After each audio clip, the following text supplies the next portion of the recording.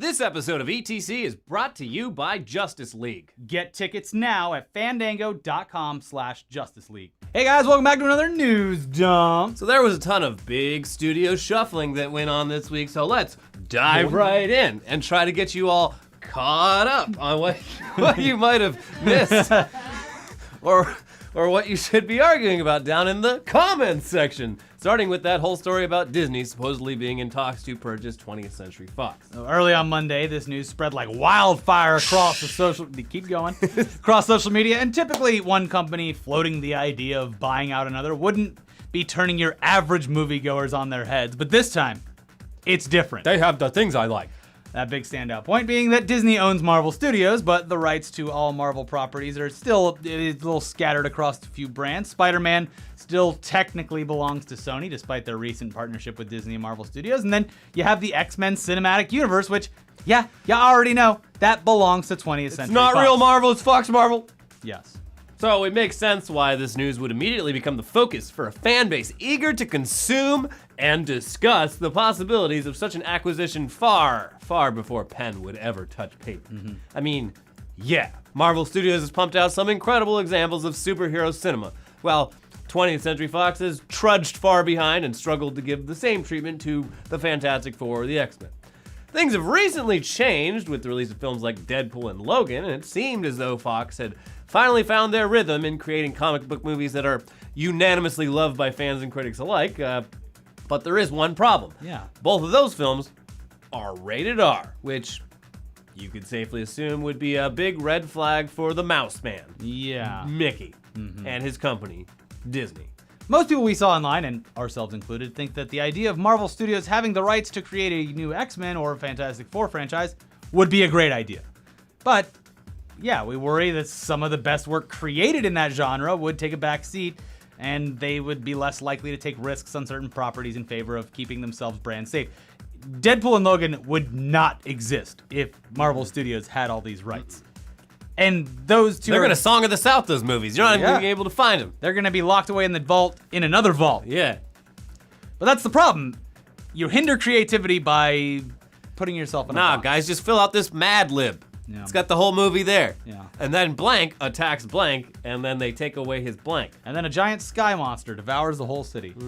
So maybe Disney could make a different studio brand for those types of films, which will allow the creative control to stick around, but also provide the freedom to hold nothing back and go for the R rating if the film deserved it. Like, what would they even do with Logan if they were like, oh, that's ours now? Like, okay, where do you put it?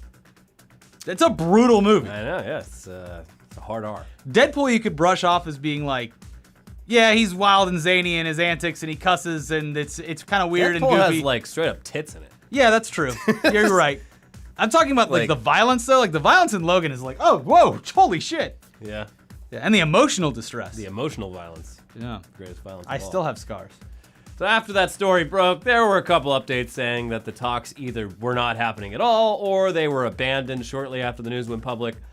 But according to reports from various reputable sources, it seems like the talks haven't been halted. Nope. And that there's still the possibility that the deal could actually go through sometime in the future. Again, nothing is set in stone either way. And also you have to assume a lot of companies have these talks more often than you would probably guess.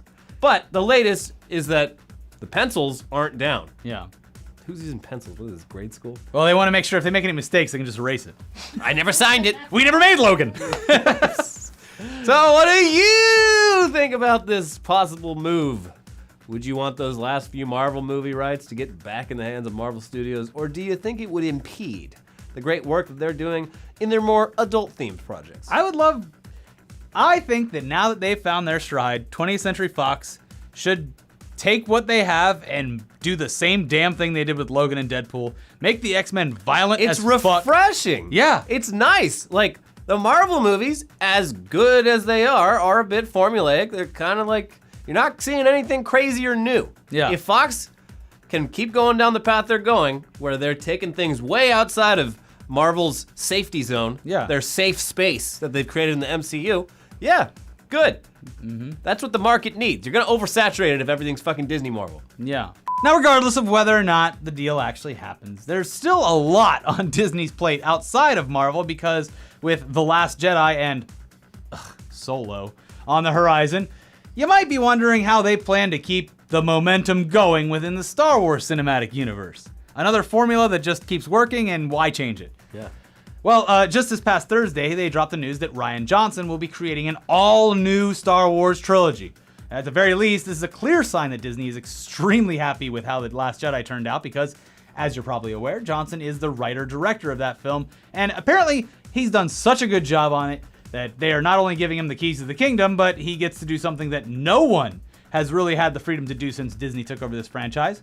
Create something entirely new with no direct connections to the original story that George Lucas started a long, long time ago. Now, soon there will be as many Star Warses as stars in the sky. So we've said recently that unless someone comes in and creates something fresh and new in this cinematic universe, that they would eventually run into a wall and be cornered by the insistence on references to fan favorites and surefire executable ideas. Put a Wookiee on it!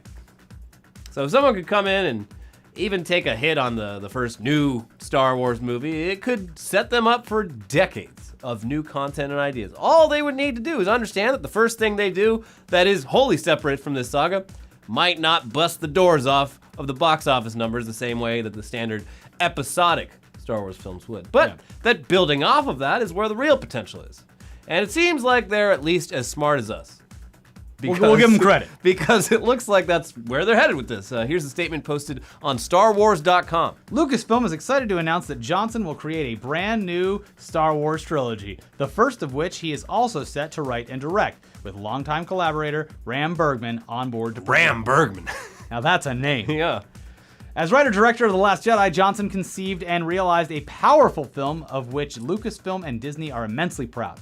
In shepherding this new trilogy, which is separate from the episodic Skywalker saga, Johnson will introduce new characters from a corner of the galaxy that Star Wars lore has never before explored. It then went on to say, quote, "No release dates have been set for the new films, and no Porgs were available for comment." Shut up! Porg spinoff confirmed, Elliot!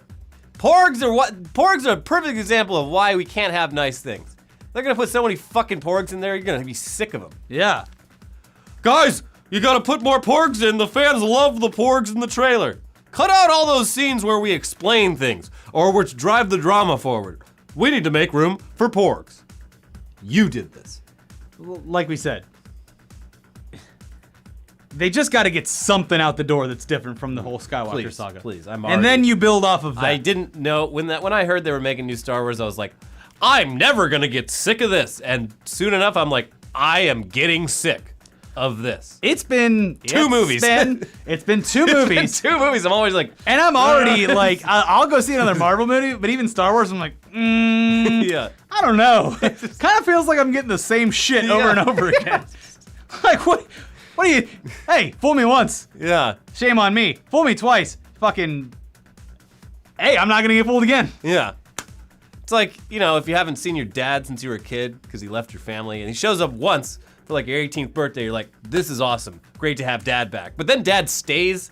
And you realize how shitty of a person he is? Wait, do I even like my dad? Hey, Dad, maybe there's some cigarettes you can go buy at the liquor store. Dad, I liked you more when I didn't have you here. Mm-hmm. Now that distance makes the heart grow fonder. It does. Is what we should all realize. Distance makes the Star Wars better. But moving on. Here's some news that falls into the category of we fucking told you so, you fucking idiots. Universal's Dark Universe, their answer to all the big multi-picture franchises like Marvel, DC, X-Men, and so on. Star Wars, which would use Universal's own classic horror intellectual properties tax-free, looks like it might be just already dead after only one actual movie release this past summer's The Mummy. Hate to say we told you so, but this was something that was so obviously going to fail that it really comes as no surprise that it apparently already did. You ever see a bad idea and you go, you know what would feel really good to me personally? If I was right. If that failed because of how terrible of an idea it was. If it took off from the runway and just crashed into a crowd of investors. It's like how the iPhone X, probably a decent idea of a phone. Everyone likes smartphones. But then it comes out and it's just broken. Yeah. The screen's cracking. Good. It's terrible. I feel good about that. Yeah. Who could have seen this coming? I don't know. Who would win? One movie company or 50,000 angry Twitter people? Well, Twitter people won. The news comes from a report in the Hollywood Reporter this week, which reveals that the two people hired by Universal to oversee the whole franchise, Alex Kurtzman and Chris Morgan, have moved on from the whole thing to focus on other projects. Kurtzman is focusing more on television projects for CBS, where he's already got an actual hit with Star Trek Discovery, and Morgan, who wrote 6 of the Fast and Furious movies, is focusing on writing that spin-off with Dwayne Johnson and Jason Statham. Can't really fault either of them. No, they're doing great. And why am I gonna sit here and eat this shit sandwich when I have a fucking chicken dinner? Yeah. Right over there. Yeah, I mean, and Fast and Furious is Universal's Avengers, so Yeah, it's it doesn't fine. even have to leave the same building. It's fine. It's safe. But yeah, it definitely seems like they're going to more fulfilling jobs than what they were doing, spending the next decade pumping out Dark Universe projects, especially given how much of a critical and commercial failure The Mummy ended up being. So it's unclear whether things will now proceed without them, but this kind of thing is sort of unprecedented. Universal, they really went all in on this idea from the start. They hired several lead actors and announced years worth of movies just this past summer before everything went to shit. Yeah, they were like, hey, you know what? You know what people love? When we announce huge name actors to fill roles for movies that don't exist. We'll just wheel it all out and let the You know the who public loves it be the most? The actors. Yeah. They're like, wait, so I don't have to do this for like 10 years and it might not even happen? Sign me Yeah, up. I'll take the check. Yeah. There was going to be Bride of Frankenstein, The Invisible Man, Creature from the Black Lagoon, Dracula, Frankenstein, The Hunchback of Notre Dame, Dr. Jekyll and Mr. Hyde, and Phantom of the Opera. They'd already officially cast, like we said, huge name actors. Gigantic. Johnny Depp as the Invisible Man, which doesn't make any fucking sense. Yeah, I'll do it. Here I am. Hey, I don't have to leave my trailer. Javier Bardem as Frankenstein. Not an uninspired choice. He's got a very Frankenstein-y jaw. All right. They were already in pre-production for Bride of Frankenstein with a 2019 release date and potentially Angelina Jolie as the star. Okay. But in early October, that movie disappeared from Universal's schedule and was postponed. Maybe the Invisible Man It's came on by. the schedule. It's just invisible. Oh, it's spooky. Oh no, this project is dead. We better dig it up out of the ground and stitch it back together and shoot electrical bolts into its neck. Also, fuck all of this because the whole time we just kept saying like they're turning these into action hero franchises. Yeah, that's why. turn them into horror movies. They're horror movies. God! I hope that someone at Universal went and saw it and was like, hey, Oh. you know what? What's fucked up is one of Universal's biggest fucking hits from this year was Get Out. Yeah. A horror film. A fantastic thriller. $4 million and made $250 million. Give the rights back to indie directors.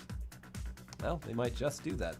For the price of one actor, they could make 3 of these movies with an indie director and cast that is You don't phenomenal. understand. The kids, they love Tom Cruise and Johnny Depp. No, The little kids. The little kids, got they love Angelina They got the Jolie. Teen Bop Johnny Depp poster on their wall with Tiger Beat. his, yeah. Yeah. Drinking his wine, yelling at his wife. Like, he's my favorite. Yeah. Break another wine bottle, Johnny, is what they say. So if the departure of the 2 main people behind this franchise doesn't completely sink it, we'll be surprised. But not actually that surprised because this is, after all, Universal's second attempt in less than 5 years to get a new Universal Monsters franchise off the ground. Fool them once. Yeah. You've probably long forgotten this, but they tried it in 2014 with Dracula Untold. And when that failed, they went back to the drawing board and came up with The Dark Universe. Surely, this time it will take. But yeah, they own these properties forever, so they're gonna keep trying to cash in on them forever until the end of time. All they have That's to just do what is it do it. They can re-announce it all they want, as long as they fucking fire everyone that they had currently working on everything. Get rid of all the big actors. Get rid of all Clean that house. garbage. Drain the swamp. Drain the swamp. Drain the swamp, because that's where the creature from the Black Lagoon is. Yeah, and he's being played by George Clooney. Guys, these prosthetics are a bit much. Nah, George, you're great. You look great. I feel like you could have Let's see hired. that smile, George. I only have like 4 lines in this movie. I feel like you could have hired anyone to do this. No, the kids love George Clooney. They got the Teen Bop George Clooney poster on the wall. Big ER fans.